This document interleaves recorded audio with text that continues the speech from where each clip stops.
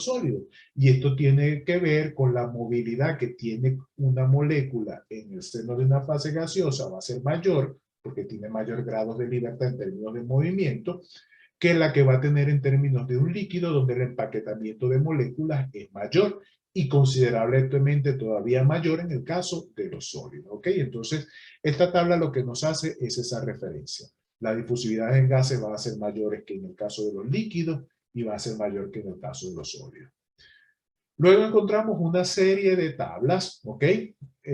Por ejemplo, para estimar las difusividades en el caso de seno de corriente de gases, por ejemplo, vamos a encontrar la ecuación de Chapman-Codd, de Wilkin-Lee, la de Fuller. Entonces aquí vemos parámetros que necesitamos determinar en términos generales. Necesitamos conocer la temperatura y la presión, las masas moleculares promedio, la integral de colisión efectiva, que es sigma, el diámetro efectivo de la capa espesor, que es delta, y así sucesivamente. Cada una de estas correlaciones tiene sus parámetros, algunas están en función de temperatura reducida, de densidades.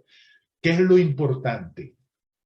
Saber que para cada condición vamos a encontrar que algunas de estas correlaciones se aplican o no. Entonces, ¿qué es lo que tenemos que hacer? Que para una situación dada, nos vamos a la literatura, nos vamos al capítulo 5 del Perry, leemos las condiciones. Ajá, la ecuación de Chapman-Scott, ¿para qué se aplica? Ah, bueno, aquí hay suposiciones de que la densidad debe ser baja, los átomos que estamos considerando deben de tener casi que prácticamente esféricos.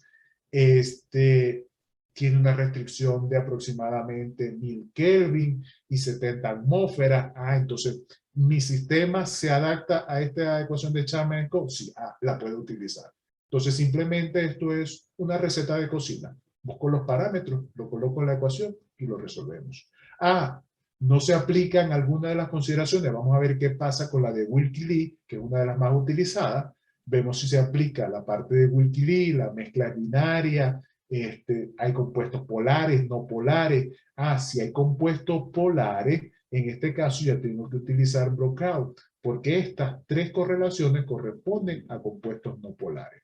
Si estoy en sistemas de alta presión, entonces vuelvo acá. Bueno, tengo la de Matur, tengo la de Litodos, que se utilizan en estas condiciones. O si estoy en condiciones que se aproximan a supercrítica, entonces tengo Sumanchi. Entonces lo importante es ver cuando necesitamos calcular una difusividad, que la ecuación que vamos a utilizar se aplique para las condiciones de diseño de mi proceso. En el caso de mezclas multicomponentes, estas generalmente son mezclas binarias, todas estas que tenemos acá, es decir, dos componentes A y B en el sistema, pero en el caso de mezclas componentes, la más utilizada es la ecuación de Stefan-Maxwell. Entonces, en la ecuación de Stefan-Maxwell ingresan lo que son los flux de cada uno, las concentraciones molares, los coeficientes de difusividad, una ecuación más desarrollada, pero también va a estar la de Blanc, la de Wilkie, que aplicará en otras condiciones. ¿Okay? Básicamente la de Blanc y la de Wilkin lo que son desarrollos de esta ecuación de Stefan-Maxwell como tal. En el caso de líquidos, entonces vamos a encontrar otras condiciones para mezclas generales, o cuando en el líquido tenemos algún gas que está disuelto, o cuando tenemos soluciones que son acuosas, o soluciones mezcla de hidrocarburos. Entonces aquí tenemos una amplia lista de correlaciones. Como le digo, todas estas correlaciones y los detalles de las variables involucradas están disponibles en el capítulo 5 del manual de Perry. Entonces aquí estarán unas que seguramente en algún momento ustedes trabajaron, que son Wilkie-Chan, que es una de las más utilizadas como tal. En el caso de, por ejemplo, de no electrolitos, tenemos una modificación de la de Wilkie-Chan, entonces donde cambian los parámetros en ella. Vamos a encontrar la viscosidad, el volumen molar de las especies como tal, la masa molecular promedio. En el caso de que sean soluciones concentradas, no electrolíticas, aquí también tenemos otra lista de correlaciones como tal. En el caso, por ejemplo, ahora de difusividades en sólidos porosos, hay primero que caracterizar qué tipo de mecanismo de difusión tiene lugar. Vamos a encontrar lo que es la difusión en el BUL, en el seno del sólido, o la de Knudsen, o una combinada entre Bull y Knudsen, difusión superficial o difusión en paralelo. Aquí encontramos las ecuaciones, encontramos ciertas condiciones en las cuales se aplican. Por ejemplo, una difusión en Bull tiene lugar cuando los gases y líquidos difunden un sólido que tiene grandes poros. Es decir, entonces no hay una resistencia o la interacción que se da con la molécula, con las paredes del sólido, se desprecia.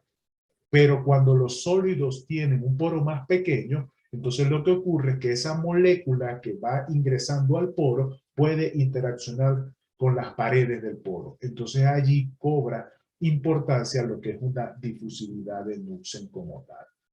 Entonces, lo importante de estas correlaciones es, resumiendo, saber acudir a ellas, identificar en qué condiciones se aplican, si se aplican a mi sistema, ver cuáles son los parámetros que hay que calcular esos parámetros, introducirlos allí, tomar ese valor de difusividad y luego llevármelo entonces a la ecuación como tal de Fick para calcular algún parámetro.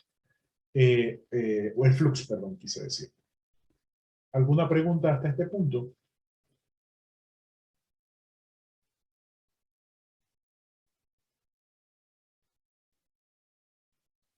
Bueno, vamos a aprovechar los últimos 10 minutos, entonces hablando de transferencia de masa convectiva y de coeficientes de transferencia de masa. ¿Ok? Cuando hablamos de transferencia de masa convectiva o no convectiva, ¿a qué nos estamos refiriendo? ¿Ok? Es muy simple. Vamos a hacer un ejercicio.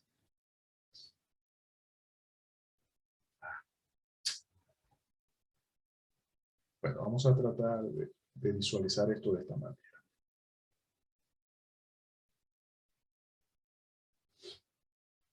Supongamos que tenemos un tinto y en ese tinto agregamos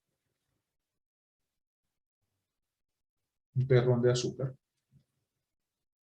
Ese terrón de azúcar se deposita en el fondo.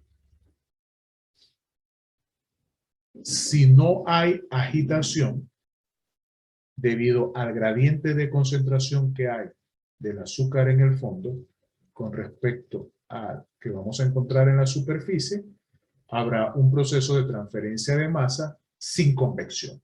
Es decir, simplemente estamos hablando de una difusión molecular. Una difusión porque hay un gradiente de concentración del azúcar que se encuentra en el fondo del recipiente con respecto a la superficie. Eso es lo que llamamos transferencia de masa por difusión molecular. Ahora bien, si al haber agregado ese tinto, venimos y comenzamos a agitar el azúcar en el tinto, entonces lo que va a ocurrir es que el tinto se va a colocar en movimiento, comienza entonces a formar un vórtice dependiendo de la velocidad a la cual estemos agitando ese tinto. El caso es que en el interior de la taza vamos a tener un fluido en movimiento. Eso es lo que conocemos entonces como un proceso de transferencia de masa convectiva, porque hay convección, el fluido está en movimiento. Ahora les pregunto, ¿en cuál de los dos procesos la transferencia de masa es más lenta? En el no convectivo. En la convectiva es más Difusión. lenta. ¿Cómo, Andrés? Explíqueme otra vez. En el que no tiene pues la componente de convección. Acá, donde solamente hay una difusión molecular. Dice usted. Exactamente. Pues que es menor. Es un proceso más lento. ¿Correcto? Es lo que quiere decir. Sí. Es decir, que cuando hablamos del flux N sub I, el flux es más pequeño que el que tendríamos en el caso derecho. ¿Eso es lo que está explicando? Pues sí, profe. Es decir, que donde hay agitación, donde hay transferencia de masa convectiva, es un proceso más rápido. Entonces, el flujo es mayor. ¿Quiénes están de acuerdo con Andrés? Yo, profe.